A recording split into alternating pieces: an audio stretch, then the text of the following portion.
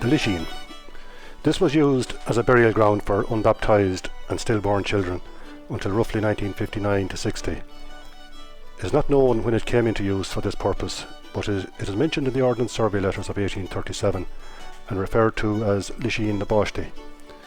It could predate this by centuries, as the law forbidding the burial of unbaptised stillborn children came into effect in the Middle Ages and was only changed with the Second Vatican Council 1962 to 65.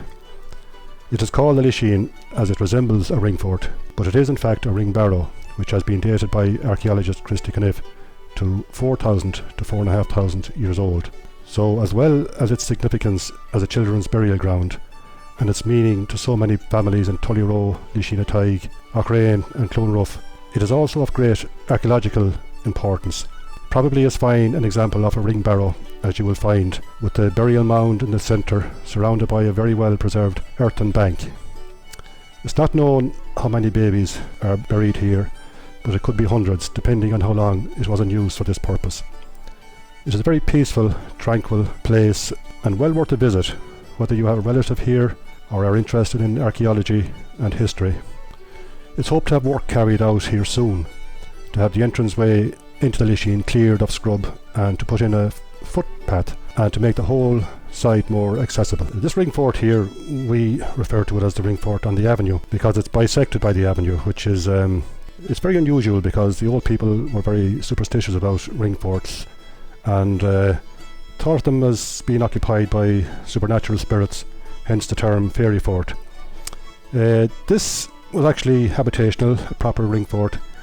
It was dated to 1500 years ago in or around, and is one of several ring forts, ring barrows and enclosures in the former domain of Castlekelly, now Aghrane Woods. Ring forts were used from earliest historical times into the medieval period, and they were a place where people and their livestock could feel safe at night from wild animals and from attack. Even though this ring fort is bisected by the avenue, it is in a very reasonable state of preservation. The Grand Bridge. This was built in the 1850s for the then massive sum of £1,000. An architect for London or Dublin, depends on who you listen to, was contracted by Dennis Kelly for its design. The stones were cut in the courtyard of Castlekelly and transported the relatively short journey here by horse and cart. It was first built with timber to get the angle right and then expertly built with cut stone.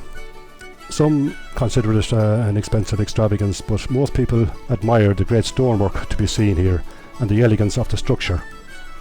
A plumb bob used in the construction of this bridge still survives locally. The site of Castlekelly.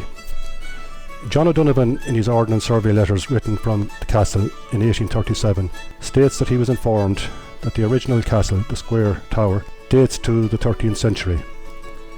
On the brochure for the sale of Castlekelly in 1862-63, it is stated that it was built in 1260. Some say it was later, but it's hard to argue with these two documents.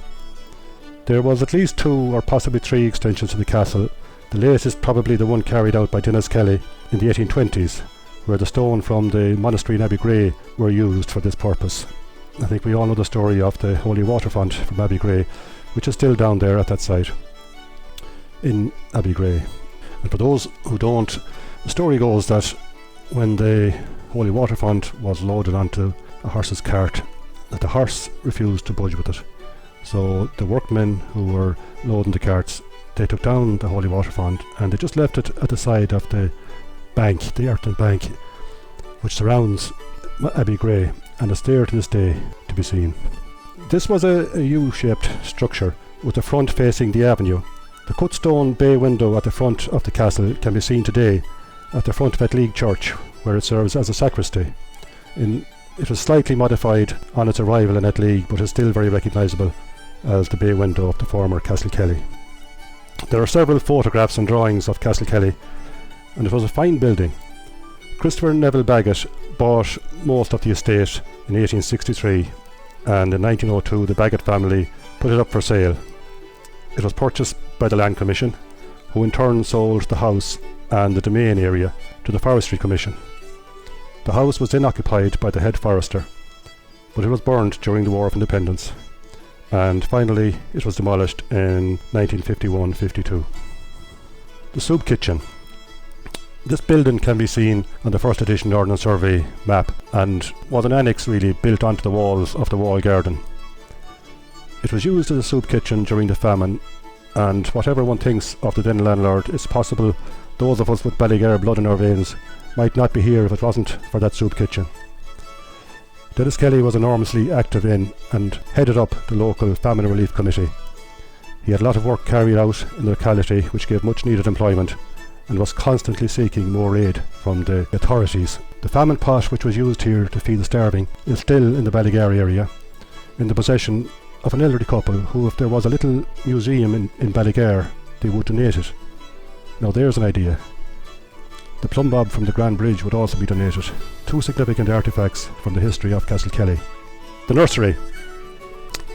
The large wall garden is also on the first edition Ordnance Survey map 1837-38 period, and is probably an early 19th century or late 18th century construction.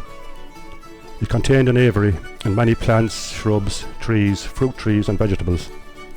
The Forestry Commission used it as a nursery when they acquired the property, and they lowered the height of the wall, which previously was 16 to 18 feet in height, to what you see today. This was to let in more light and sunshine to the saplings in the nursery, which were planted in the forest later when they reached the required size and height. The bathing house. This was a circular stone structure and was used for bathing purposes, as the name suggests, and as a sweat lodge. The little river beside it was diverted here to provide the water required. On the part that still stands, you will see protruding stones on the outside wall. They travel up the wall. These were used to climb to the top of the structure to let out steam or smoke if it built up inside, as the roof had a louver attached which could be opened and shut as required. This information was given to me by my grandfather Harry Brady, who worked here from the 1920s to the 50s and saw it in its original condition. The lawns of Castlekelly. The lawns stood at the front of Castlekelly and contain a large area of land, beech and oak trees. There are Lebanese cedar, and at the edges of the lawn a monkey puzzle, a cork oak and many other varieties of trees, some of which would have been imported at huge cost at the time. Until about 20 years ago, the hay was saved on the lawns, and when the hay was taken away you could see the lawns as they would have looked in their prime.